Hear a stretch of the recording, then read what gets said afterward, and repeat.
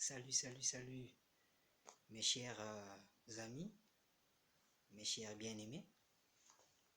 Nous sommes toujours dans la même logique de prolongement par continuité. Des excuses pour la coupure momentanée de ma vidéo. J'étais un peu interrompu par la décharge de la batterie. Donc bref, là on essaie un peu de continuer notre allocution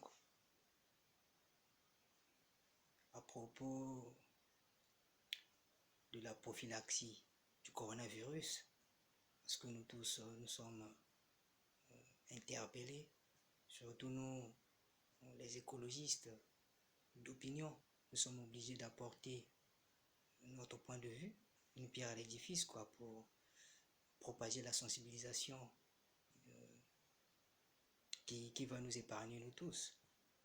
Donc dans les vidéos précédentes, j'ai souligné, j'ai insisté sur les mesures préventives qu'on doit respecter pour être à l'abri de cette pandémie, qu'on ne doit pas négliger, parce que c'est la négligence qui nous maltraite. Donc vers la fin, je vais essayer un peu de rappeler les règles, les mêmes règles hygiéniques, mais avec quelques ajouts, quelques précisions. Donc on nous recommande nous tous, Mais avant d'aborder la dernière partie, je voudrais faire des big coucou à mes proches, comme la sœur Priska la Grande, il y a ma jolibilité, la Katia Poto, Kitokologie, la sœur Sandra Banzulu, Bois Noir, Kitokologie, Bajolibilité. Ça c'est votre cadet, Eric la Merveille qui vous salue. Je salue aussi Léa Moutinou, ma grande sœur, propre. Je salue aussi Radia Malelaya Radia, le grand Radia, dynamique, et Radia l'attaque valable. Je salue aussi Chardel Nkodia. Je salue aussi Ifis, mon ami, Akatia Bakiev, le bon combattant. Donc c'est tout à fait normal de penser à des proches, et surtout que nous sommes en jus d'orange, mode jus d'orange. Donc c'est important de se défouler un peu parfois, de se détendre un peu, c'est important.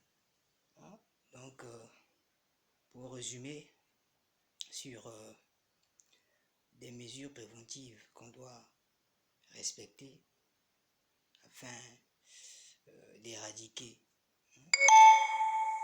afin d'être à l'abri du coronavirus là, on doit appliquer la pureté.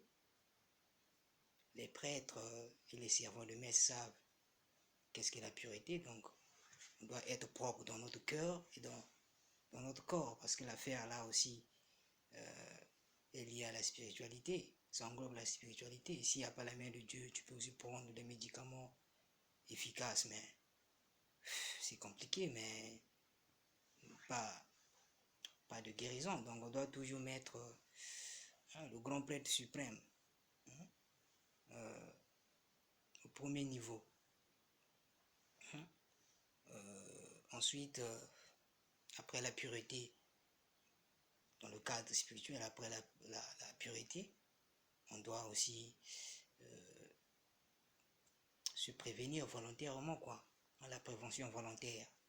Si tu n'as pas la volonté de prendre des précautions, c'est pas agréable, Le troisième point, c'est peut-être aussi la pratique de ces mesures, être pragmatique, parce que tu peux écouter, si tu n'appliques pas, tu négliges ces mesures là, ça, tu tu vas négocier toi-même tes conséquences.